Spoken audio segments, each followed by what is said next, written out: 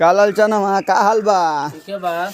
तने वो पान लगाओ तो जर्दा तुलसी 64 कुल डाली के एक बार लगावत तनी। आज तने मूड दोसर भइल बा लगाओ।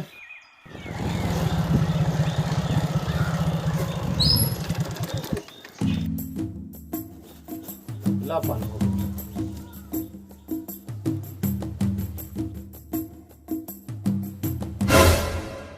काहे भैया काहे गाड़ी रोक दिलो? आओ तनी जे पान खा ले खिले नमो पूछ लिए। चलो लल चनवा और है ना आदमी बाइक से उतर के आवता रहे अपना गांव में। होई के होई इतना तो नहीं आवता रहे।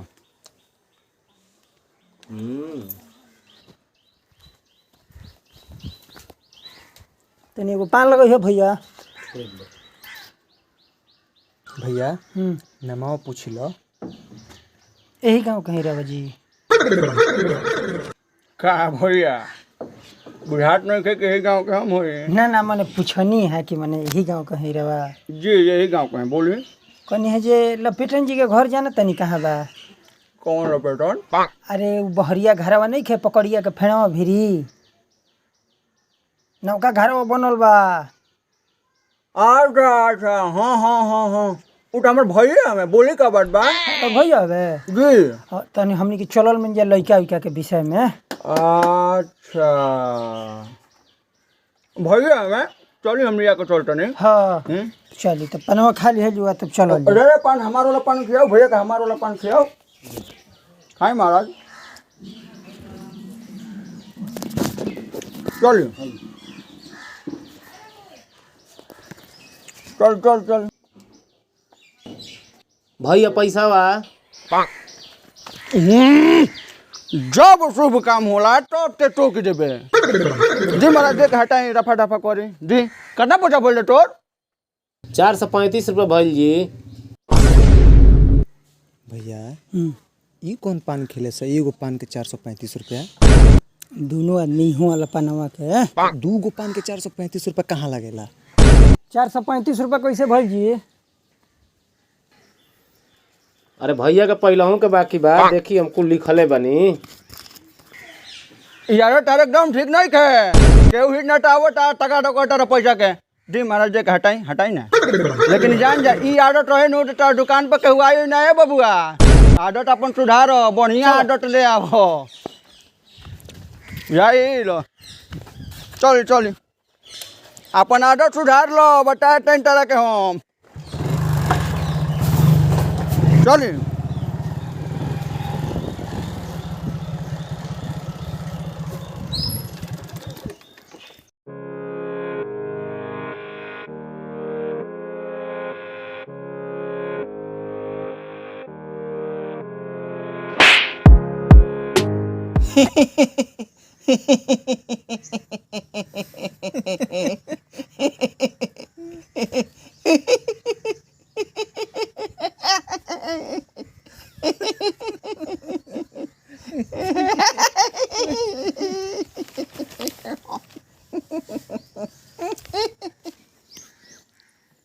पागल है से का भैया? चुप रहो बुझला।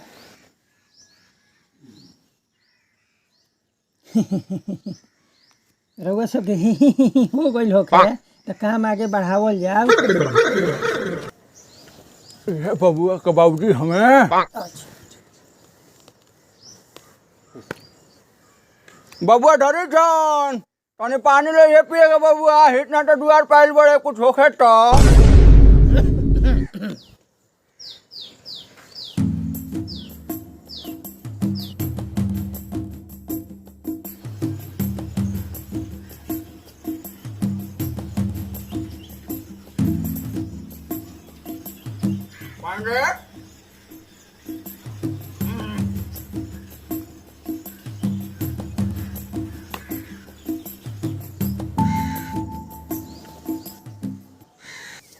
भैया का हो? ये छोटका बबुआ खातिर आइल बोलो। अच्छा अच्छा ओकर इशारा कइला तो हम बाबू हम बुझ गए हैं सब। आ यहाँ सबके अपन परिचय कहाँ मकान पड़ी? यहाँ सबके मकान पाम्पापुर हो आ पार्टी खूब मोलगर बिया। अच्छा तो बियाह करे के बाद के कोनो बात नहीं के हम बानी नु। ठीक बा, तो यहाँ सबके तनी बड़ा चढ़ा के बोल देवे के बा। अच्छा अच्छा एकदम निश्चिंत रह तू, हम बानी नु। बबुआ के नाम का परी जी? नाव तो जी कुटुरुआ हो। कुटुरुआ प्यार से घर में बोले नहीं जा, नाम ओकर लाल बाबू हो। अच्छा, और सब ठीके बा। और बताई बबुआ का करेले? बबुआ अरे का कहे बबुआ के विषय में महाराज। अरे महाराज रउआ सबे का कहो तने, जेकर बाप पाटना धन संपत्ति कैले होखे ओकर लड़का कहीं कमाए जाला। हाँ रउआ सबे का बतिया बटने महाराज। भैया तनी मुझे धन संपत्ति कैले बड़े, अभी लड़का के खेले खाए के उम्र बा, अभी चल जाओ कमाए लड़का। हाँ, राम राम राम राम, हम तो कहीं नहीं देखले महाराज। का रउआ सबे बतिया बटनी, बबुआ कुछ ना करे, जौन बा जौन भैया के संपत्ति भी है वही पर दोनों बबुआ, एगो बबुआ केने गइले घरे से उनकर में। अब बबुआ का तो मेहरारू डूब गई से नहीं घरे रहती है। अब भैया के मेहरारू तो 10 बजे पहले ही मर गई। यहाँ सबके घर में खाते बा जौन धन संपत्ति बटुए नु रउआ से हम का बताएं। दोनों बबुआ जीवन में बैठ के खाई लो तबो राई ना हटाना भैया का हमारा संपत्ति बा जननी। घर दुआर तो बड़ा बढ़िया बनौले बनी रहुआ सब। हाँ हाँ का बबुआ? घर जानते नहीं समाज में घर कार वो सबे कहत तनी, घर तो चौचे के बनावल हो। भैया कुछ जानले बड़े घर कैसे बनल, कुछ चाचा बनवैले बड़े घर। अब चाचा 10 बीघा जमीन भैया के नामे कोइले रहले है, आई अपना लइकन के पोसे खातिर 60 बीघा बेच दिहले। आ रुहो ना भैया हम बताओ तेनु। आ लेकिन लइकन के आज तक एगो काम ना करे दिहले। ई भैया के बड़प्पन बटुए के आज लइका बैठ के खाता रे सो रोज हम बता देतनी। आ खाए में व्यंजन के पूछी मत, जब 3-4 किस्म के ना बने तब तक भैया इनकर पूरा परिवार खाने ना खाला लो। आ खाए में तो 60 बीघा उड़ा दिहल लो। का रउआ से हम बताई।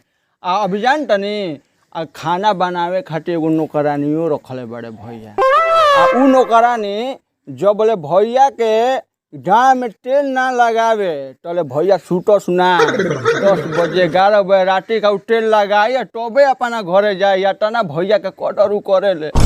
तो बस हम का बताई, तब से भैया के मेहरारू मोहल भी है, तब से भैया। जादी रोई मत, शुभ काम में रोल धोलना जाला, काम आगे बढ़ावल जाओ जन्नी। चली जादी जौन होल तो होल छोड़ी। तबे से भैया अकेले पड़ गए बड़े। रउआ सब सोचत हो कि गांव समाज का कहत हो भैया के। ना ना सोचत रहो ना ना तुमने कहा सोचत होंगे। ना ना रउआ सब जान हो गांव समाज का कहत हो, हमारा पता बड़ो सब सोचत हो कि गांव समाज का कहत हो। लेकिन सुनिए भैया के ऊपर फिक्र ना रहे गांव समाज का कही का ना कही, नौकरानी रखले बड़े तो रखले बड़े। और वो खिस्सा हम बतावत तनी। भैया के हमारे एगो लड़का बा, ओकर सिगरेट पेट के हुलिया के हमरा को फोटो देखावत रहल, फोटो मोबाइलवा में कि तार लड़का सिगरेट पियला। तो हम कहाँ केहू से कहे गईनी हाँ कि भैया का लड़का दारू पियत, हम अपन आँखें देखले बने, अपन आँखें देखले बने। अरे भैया कबे ले पानी जाके पिया भैया का पानी कबे ले खांसता रे भैया। सार इनका बुझाते नहीं सार को तो जानते बने आजकल फैशन हो गई भाई, कुल का कहे के बा। आ जानता नहीं आ भैया लो भैया पहले पानी पियो, पानी पियो, पानी पियो, पानी पियो। आ आजकल जानता नहीं आ भैया जब नाच में जा ले अपन तो छोड़ी ना दूसरा के नाच में जा ले तो 500 के उड़ता के 2000 के उड़ता के 100 के उड़ता भैया देखो ना परवाह ना रहेला 1 रुपया के। आटाना भैया नाच के शौकीनिया होवे कमे बा महाराज कुल संपत्ति। भैया हमारा काहे लागत है कि बियाह कटता। चुप रहो, ये बोल जरा घर कहे बियाह कटी है बढ़िया तो बताबो तारे। और कुछ पूछ ला। ठीक सब तो ठीक है बा, बात विचार होइए गई जी तनी बबुआ के बोलाई थी तो हमनियों के देख लेती जा। अरे देखेगा का बा महाराज बबुआ के 40 बरिस के एकदम निछठ लड़का रहुआ के देतन एकदम खड़ा लड़का 40 बरिस के 40 बरिस अरे महाराज तो टेंशन में कहा बने 40 बरिस के रहुआ के एक्सपीरियंस होला लड़का देतन जा हमनी के टेंशन में आ गनी सब महाराज। तब नाम उम दिया आओ। हाँ हाँ नाम ए बबुआ जा तो तनी नाम लेके आवो तो बबुआ का राज पुकार का सब नाम लिख लियो जा तो लेके आवो। हाँ गाना वाना बैठा लेती है तो जी टॉप का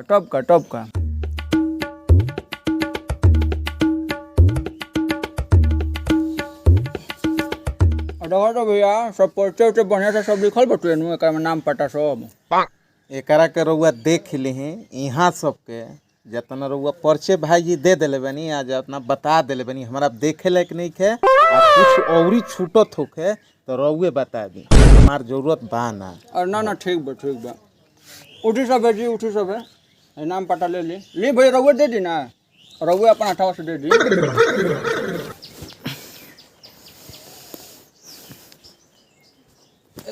गमछी दे ले गमछी लेके कोई जरा अटने पूर्वे पश्चिम हो जाएगा बा चुप रह अबो से चुप रह हमनी के पूर्वे पश्चिम बनी जा तरा इन्हीं के गाँव के होके बुझात। अच्छा ठीक बा दे आ रउआ सब है यहाँ के बात पर ज्यादा ध्यान मत दे यहाँ के ऐसा ही बोले नहीं भाई जी तनी ज्यादा बोले वाला है। अच्छा ठीक हाँ ठीक हाँ ठीक है चलते नहीं ठीक ठीक बा ले ली गमछिया ले ली।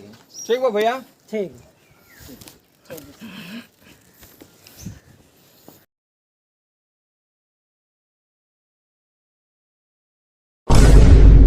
बाबूजी ई चाचावा जब ले साला जी ही नो घर में बियाह ना होके दी, घर में का गांव में केहू के ना होके दी, करके मारल जाऊ।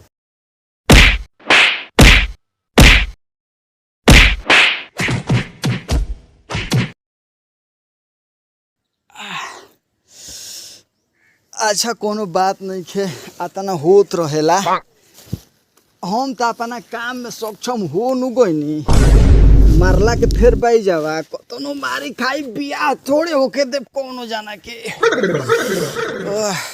हम अपना काम में सक्सेस तो हो गईनी चली हो देखी अब कौन जाना के द्वार पे ओइले तिल को हरू।